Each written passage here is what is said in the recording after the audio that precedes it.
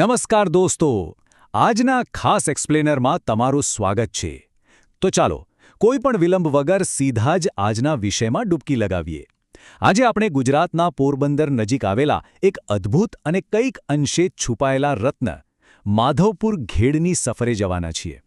ભલે આ એક નાનકડું ગામ લાગતું હોય, પણ વિશ્વાસ કરો, આ કોઈ સામાન્ય જગ્યા નથી. આ ઇતિહાસ, પૌરાણિક કથાઓ અને સંસ્કૃતિનો એક એવો સંગમ છે જે તમને ચોક્કસ આશ્ચર્યચકિત કરી દેશે. હવે શરૂઆત જ એક બહુ જ રસપ્રદ ભૌગોલિક રહસ્યથી કરીએ. 1 મિનિટ માટે વિચારો, કેવી રીતે ગુજરાતના એકદમ પશ્ચિમ છેડે આવેલું એક નાનકડું, શાંત ગામ છેક ભારતના પૂર્વીય છેડા એટલે કે અરુણાચલ પ્રદેશ સાથે જોડાઈ શકે. સાંભળવામાં થોડું અજીબ લાગે છે ને, પણ આ જ તો ખરી મજા છે. અને આજના આ એક્સપ્લેનરમાં આપણે આ જ રહસ્ય પરથી પડદો ઉઠાવવાના છીએ. પણ આ ભવ્ય કથામાં આગળ વધીએ એ પહેલાં આપણે ભૌગોલિક રીતે ક્યાં છીએ એ જરા સેટ કરી લઈએ. સુપ્રસિદ્ધ સોમનાથ મંદિરથી જો તમે નેશનલ હાઇવે 51 પકડો તો માત્ર 73.8 કિલોમીટરનો આ શાનદાર રસ્તો છે, એટલે કે માંડ 1.5-2 કલાકની ડ્રાઈવ.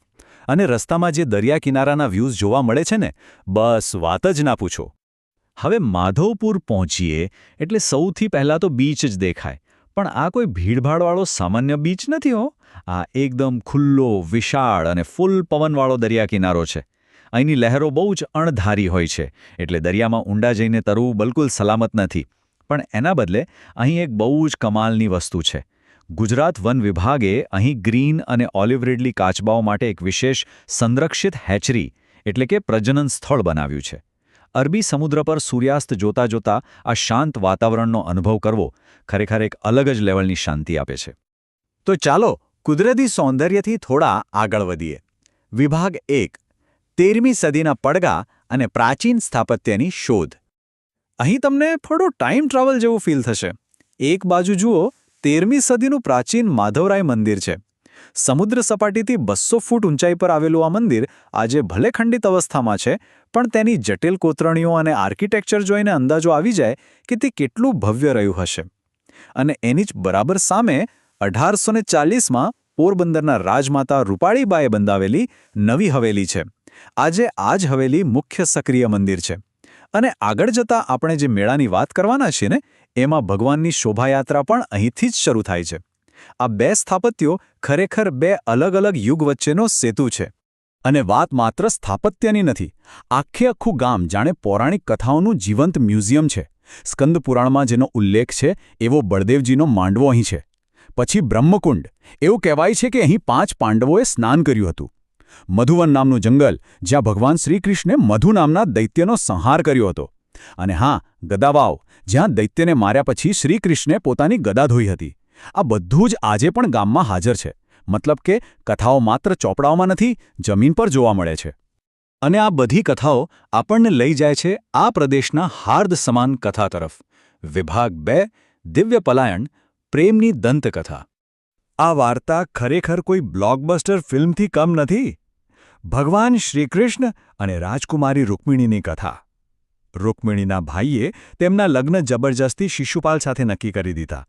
હવે આ રોકવા માટે રૂક્મિણીજીએ સીધો શ્રીકૃષ્ણને એક પત્ર લખ્યો અને પોતાને બચાવી લેવા યાચના કરી. શ્રીકૃષ્ણ તરત જ તેમને વિદર્ભ રાજ્યમાંથી બચાવીને લઈ આવ્યા.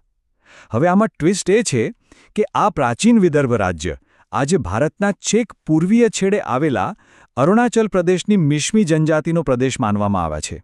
વિચારો, ત્યાંથી શરૂ થયેલી સફર છેક પશ્ચિમમાં ગુજરાતના માધવપુરમાં આવીને પૂરી થાય છે, જ્યાં આ દિવ્ય જોડી લગ્નગ્રંથિથી જોડાય છે.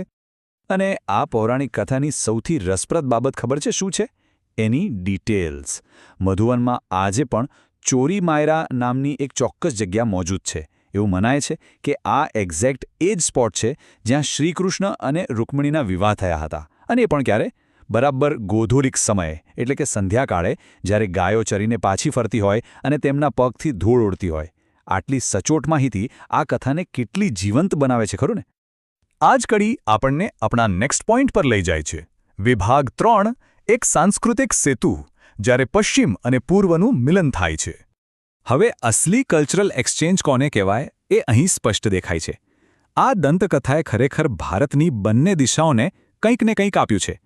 પશ્ચિમમાં આપણા ગુજરાતને ભગવાન શ્રીકૃષ્ણ તરફથી મળ્યું રાસ નૃત્ય અને તેમના પૌત્રવધુ ઉષા તરફથી મળ્યા ગરબા, જેને મૂળ લાસ્ય નૃત્ય પણ કહેવાય છે. જ્યારે બીજી તરફ પૂર્વમાં અરુણાચલ પ્રદેશની મિશ્મી જનજાતિનો પ્રાચીન વારસો અને તેમની જીવંત પરંપરાઓ આજે પણ આ જ દિવ્ય કથા સાથે ગર્વથી જોડાયેલી છે. હવે આ પ્રાચીન કથાઓ આજના સમયમાં કેવી રીતે સેલિબ્રેટ થાય છે એ જોઈએ. વિભાગ 4 માધવપુર મેળો, એકતાની ભવ્ય ઉજવણી. દર વર્ષે હિન્દુ કેલેન્ડરના ચૈત્ર માસમાં એટલે કે લગભગ માર્ચ-એપ્રિલમાં આ 5 દિવસનો ભવ્ય મેળો ભરાય છે. આખું ગામ ઉત્સવમાં ડૂબી જાય. ભગવાનની મૂર્તિઓને એકદમ શણગારેલા રંગબેરંગી રથમાં બેસાડીને આખા ગામમાં ફેરવવામાં આવે. આમાં સ્થાનિક પરંપરાઓનું બહુ જ મહત્વ છે. જેમ કે પડોશી કચ્છ ગામના લોકો ભગવાન માટે ખાસ મામેરું લઈને આવે. પણ સૌથી અદ્ભુત વાત તો બારસના દિવસે બને છે, જ્યારે ઠાકોરજીને એટલે કે ભગવાન કૃષ્ણને મંદિરની બહાર લાવવામાં આવે ત્યારે આપણી સ્થાનિક પોલીસ તેમને બકાયદા ગાર્ડ ઓફ ઓનર આપે છે. કલ્પના કરો, આસ્થા અને વ્યવસ્થાનો આવો સંગમ બીજે ક્યાં જોવા મળે? અને આ ઉત્સવનું કેન્દ્ર છે આ જીવંત મંચ. મેળાના દિવસો દરમિયાન અહીં શાનદાર શાસ્ત્રીય નૃત્યો થાય છે, જેમાં કલાકારો ભગવાન શ્રીકૃષ્ણ અને રૂકમિણીના એ જ દિવ્ય મિલનની કથાને પોતાની કલા દ્વારા જાણે ફરીથી જીવંત કરે છે. આ માત્ર કોઈ સ્ટેજ શો નથી, પણ સદીઓ જૂની આસ્થાની ઉજવણી છે. અને હવે જરા આ સાંસ્કૃતિક સંગમ જુઓ. આ છે ખરું એક ભારત શ્રેષ્ઠ ભારત. એક જ પ્લેટફોર્મ પર તમને ઉત્તર પૂર્વના આદિવાસી કલાકારો તેમના વિશિષ્ટ બોડી પેઇન્ટ અને ટ્રેડિશનલ ડ્રેસમાં પરફોર્મ કરતા જોવા મળશે, અને એની જોડે આપણા ગુજરાતના લોકનૃત્યકારો. આ દૃશ્ય સાબિત કરે છે કે રાજ્યો વચ્ચેનું અંતર ભલે હજારો કિલોમીટરનું હોય, પણ સંસ્કૃતિ આપણને કેટલી નજીક લાવી શકે છે. હવે મેળાની વાત હોય અને ખાણીપીણીનો ઉલ્લેખ ન થાય એવું તો બને જ નહીં ને. કલ્ચરલ એક્સચેન્જ માત્ર સ્ટેજ પૂરતું જ સીમિત નથી, એ અહીંના ફૂડ સ્ટોલ્સ સુધી પણ પહોંચે છે. અહીં તમને નોર્થ ઇસ્ટના ટ્રેડિશનલ વ્યંજનો પણ ટેસ્ટ કરવા મળશે, અને જોડે જોડે આપણા ગુજરાતના પ્રખ્યાત ફરસાણ પણ ખરા. ફૂડ અને ક્રાફ્ટ્સનું આ ગજબનું ફ્યુઝન મેળાની મજા બમણી કરી દે છે. આજે સરકારના સપોર્ટથી આ મેળો એક મોટા રાષ્ટ્રીય કક્ષાના ઉત્સવમાં ફેરવાઈ ગયો છે. દેશભરના કારીગરો, કલાકારો અને સંગીતકારો અહીં પોતાની કળા પ્રદર્શિત કરવા આવે છે. આ રીતે જોવા જઈએ તો આ મેળો સ્વદેશી કલાકારોને પ્રોત્સાહન આપીને આત્મનિર્ભર ભારતની ભાવનાને પણ એક બહુ જ મોટું પ્લેટફોર્મ પૂરો પાડી રહ્યો છે. જો આ સમગ્ર આયોજનનો સાર કાઢવો હોય તો રેડિયો કાર્યક્રમ મન કી બાતમાં રજૂ થયેલો આ વિચાર એકદમ સચોટ છે. માધવપુર ઘેડનો મેળો વાસ્તવમાં એક ભારત શ્રેષ્ઠ ભારતનું જ પ્રતિબિંબ છે. તે કોઈ રાજકીય કે ભૌગોલિક વાત નથી, પણ એ દર્શાવે છે કે કેવી રીતે એક સદીઓ જૂની પૌરાણિક કથા ભારતના બે સાવ અલગ લાગતા પ્રદેશો વચ્ચે મજબૂત અને અતૂટ સાંસ્કૃતિક સેતુ બાંધી શકે છે. તો દોસ્તો, માધવપુર ઘેડના શાંત દરિયા કિનારાથી લઈને પૌરાણિક કથાઓ અને આ ભવ્ય સાંસ્કૃતિક મેળા સુધીની આપણી આ સફર અહીં પૂરી થાય છે. પણ જતાં જતાં જરા વિચારો, આપણી આસપાસ, આપણા દેશમાં આવા તો કેટલાય છુપાયેલા સાંસ્કૃતિક રત્નો હશે જે સદીઓથી અકબંધ છે.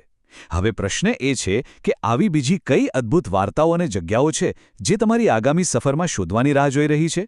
આ જિજ્ઞાસા સાથે આજના ખાસ એક્સપ્લેનરમાં મારી સાથે જોડાવા બદલ તમારો ખૂબ ખૂબ આભાર. શાનદાર રીતે નવું શીખતા રહો, અને હા, જલ્દી જ મળીશું નવા વિષય સાથે.